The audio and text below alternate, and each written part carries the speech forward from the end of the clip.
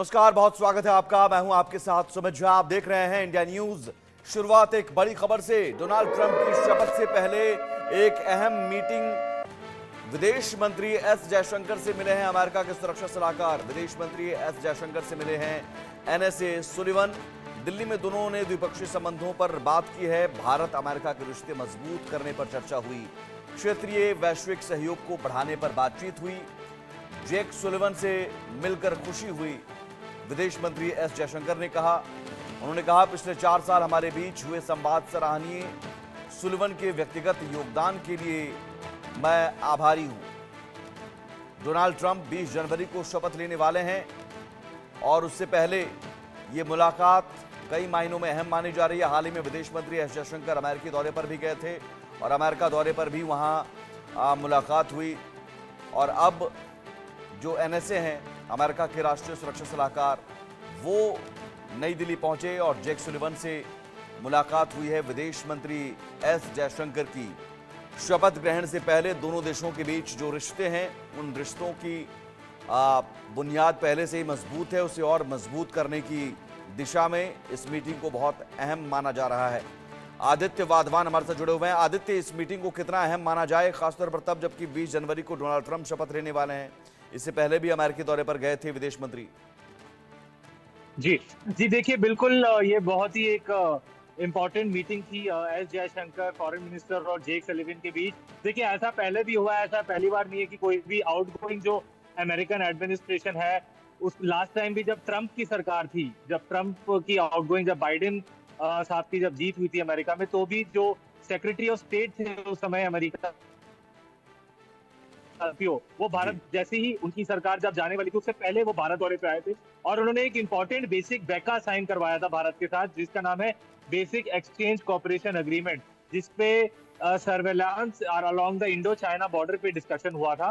तो ये मेरे ख्याल से एक स्टैंडर्ड एक प्रोसीजर है कि जो कोई भी आउटगोइंग यूएस एडमिनिस्ट्रेशन होती है वो भारत जरूर आती है। ऐसा पिछली बार भी देखा गया और इस बार भी जो जेक सलिवन आए हैं, जैसे कि बाइडेन, जो कि 20 जनवरी से ट्रंप एडमिनिस्ट्रेशन जो है कमान संभालेगी, और इससे पहले बाइडेन जी की जो सरकार थी अब ये जेक सलिवन आए। और ये अहम ये मीटिंग इस लिहाज से इम्पोर्टेंट थी कि इसमें डिस्कस पिछले 4 साल में भारत और अमेरिका में जो साइबर सिक्योरिटी, आर्टिफिशियल इंटेलिजेंस और काफी जो इमर्जिंग टेक्नोलॉजी था, इसको लेकर क्या क्या हुआ पिछले 4 साल में और गोइंग फॉरवर्ड कितना प्रोग्रेस हो रहा है, ये सारी बातें हुई। तो ये बहुत अहम मीटिंग थी। और अभी आज जेक सलिवन अजीत डोभाल जी से भी शाम में मिलेंगे और वो जेक सलिवन यहाँ से इस मीटिंग के बाद अब आईआईटी दिल्ली भी जाएंगे, जहाँ वो आईआईटी दिल्ली के जो छात्र हैं उनसे भी मिलेंगे, क्योंकि भारत और अमेरिका में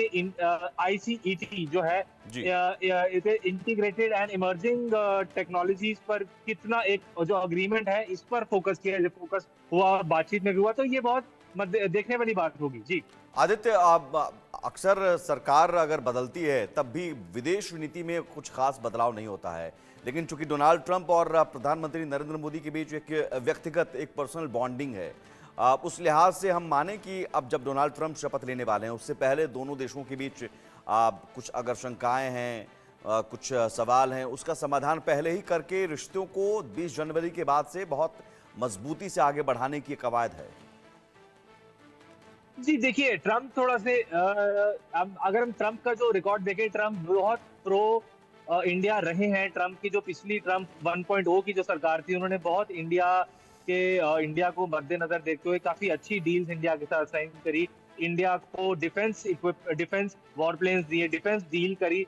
जो आने वाले टाइम पे मुझे लगता है ट्रम्प भी इन चीजों उसी जो ट्रम्प की जो पिछली सरकार थी, जो उस समय उस सरकार के बीच में भारत और अमेरिका में नहीं हो पाया था, वो अब ये जो अपने दूसरे टर्म में है वो करेंगे।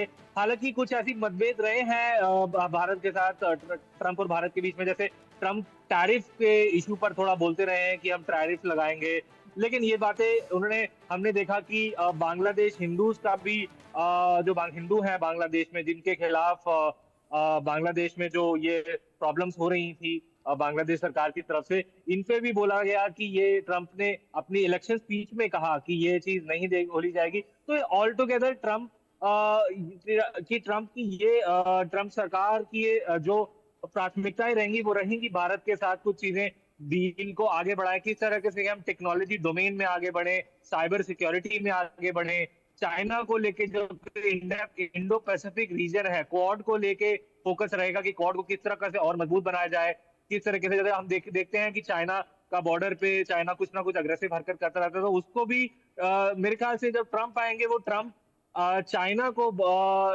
अगर वीजा वीज इंडिया का चाइना के रिलेशन देखे तो उसमें बहुत चाइना के काफी खिलाफ भी रहे हैं ट्रम्प, और आने वाले टाइम में भी ट्रम्प काफी अभी बात भी हो रही थी कि 100% टैरिफ लगाने की बात उन्होंने कही थी कि चाइना पे जब मैं सरकार में आऊंगा 20 जनवरी के बाद। तो ये सारी चीजें हमको अगर घुल मिला के देखें तो ये सारी चीजें बहुत उसी दिशा में जो पॉजिटिव दिशा है आगे इंडिया यूएस रिलेशन में आगे जाते हुए देखा जा सकता है। क्या इस जी मुलाकात के जरिए बीजिंग को भी एक संदेश देने की कोशिश? बिल्कुल। बीजिंग ऐसा नहीं है कि बाइडेन सरकार ने भी बीजिंग के खिलाफ डिसीजन लिए हैं, बट ट्रम्प मुझे लगता है प्रोएक्टिवली बीजिंग के खिलाफ भी जो है डिसीजन लेंगे, क्योंकि ट्रम्प पहले से ही एंटाई चाइना है। जब पिछले पिछले जो अपने पहले टर्म में थे उसमें जो कोविड आया था तो ट्रम्प ने उसी समय से ट्रम्प बिल्कुल एंटाई चाइना हो गए थे, क्योंकि कोविड सबको पूरा विश्व ये जानता है कि चाइना ने ही कोरोना वायरस की जो महामारी थी उसको फैलाया था। तो ये एक सिग्नल हो सकता है चाइना के लिए भी। बिल्कुल बिल्कुल। और जब हम कोरोना वायरस की बात कर रहे हैं तो अभी एक बार फिर से कोरोना के जैसा ही एक वायरस चीन से निकलकर फैलने की बात हो रही है, एचएमपीवी, और भारत में भी कई सारे मामले सामने आए हैं। तो ये भी एक बड़ी चुनौती एक बार फिर से विश्व के सामने, इस पर भी नजर रहेगी। बहुत शुक्रिया आदित्य।